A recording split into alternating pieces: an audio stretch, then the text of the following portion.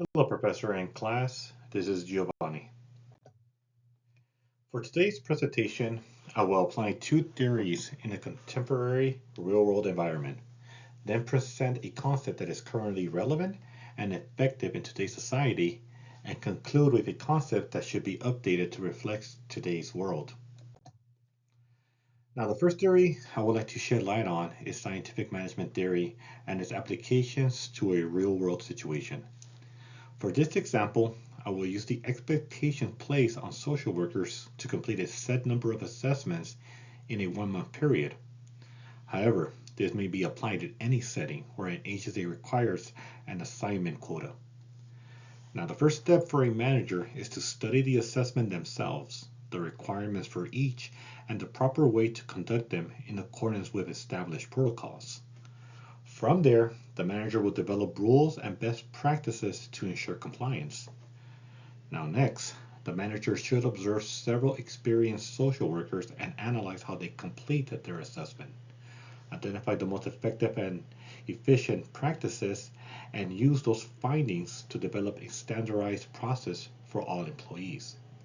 Now during this time, the manager should also identify their employees' strengths, weaknesses, and any barriers that hinder their progress.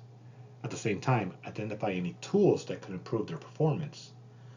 Once this is complete, the manager must begin training employees on best practices, provide the tools needed to complete their tasks, and set expectations based on the best practices observed.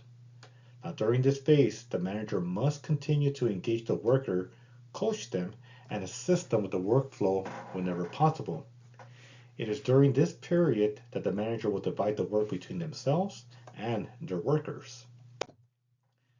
Now, the next theory I will apply in a real world situation is Mary Parker Follett's law of the situation. What happens now? What happens if a manager, after following all the standards of scientific management, an employee still is unable to meet the established expectations for doing their job? Now, how do you approach such a situation? This is where Mary Parker Follett's theory comes into play. Mary Parker Follett argued that the best approach to tackling a problem involves collaboration between management and workers. Instead of focusing on individual deficiencies and relying solely on managerial authority to determine the solution, a manager should collaborate with the employee and allow the situation itself to determine the most appropriate course of action. Now, in this scenario, a manager should discuss the agency's expectations for the assessments, identify the barriers affecting the employee, highlight their strengths, and ask how they can work together to deliver an adequate number of assessments. Mary Parker Follett encouraged managers to work alongside employees rather than rely solely on their position within an organizational hierarchy. She believed that an effective leader is one who collaborates with employees, encourages shared responsibilities, and resolves conflicts through integration rather than domination. In today's workplace, where concepts such as empowerment, teamwork, and mutual respect are not just emphasized but practiced, Follett's approach aligns closely with these standards and practices, especially when working with employees who are struggling to meet expectations. Now, in contemporary times, the concept of federalism is not just valid, but necessary. Federalism is the system of government that divides power and authority between the federal and state governments, ensuring a balance. This concept is more important now than ever, given the ever-changing population demographics of each state and the different ideals and priorities that they hold amongst themselves and with the federal government. Let's take the example of public health insurance resources. Federal laws have established certain eligibility requirements for federally funded public health insurance programs, such as Medicaid. One of those requirements is citizenship or legal residency. However, states like California believe that all residents should have access to medical services, including undocumented residents, and have allocated steady funds to assist. Now, due to federalism, California has the ability and the right to do so. Now, along with federalism, dual federalism is equally important today.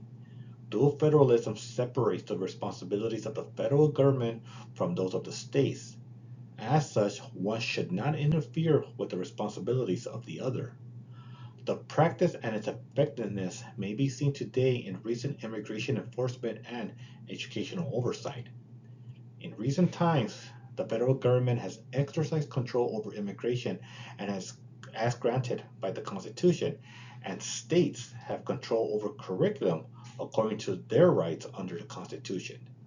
Now, no single state can enforce immigration laws on its own since immigration crosses state lines. Likewise, the federal government cannot dictate a standard curriculum because each state has its own standards. Thus, the need of the separation of powers and responsibilities. Lastly, cooperative federalism may be seen in the construction and maintenance of infrastructure, such as highways, with both the federal and state funds allocated to local governments for these purposes. Without such a cooperation, this task will become more difficult and costly to carry out. Now, one concept that may need updating is bureaucracy. Now, bureaucracy has demonstrated its effectiveness and efficiency through hierarchy, division of labor, rules and procedures, merit-based employment, and impersonality. However, it has also created much red tape for citizens, and some might even argue a waste of financial resources. Now, due to rules and procedures, citizens might have to go through multiple departments to resolve just a single issue. Now, one of the most heard gripes among, for example, housing developers is the constant red tape that they face when constructing new housing in California. From purchasing environmentally approved material to arranging inspections at each step of the development process, many developers argue that the efficiency of such a bureaucracy is ineffective. Additionally, due to the division of labor and hierarchy, asking the appropriate department about issues might be as difficult as obtaining construction permits themselves. Now, as public servants, we are to work and assist with the populace as much as possible rather than be a hindrance or an obstacle for them.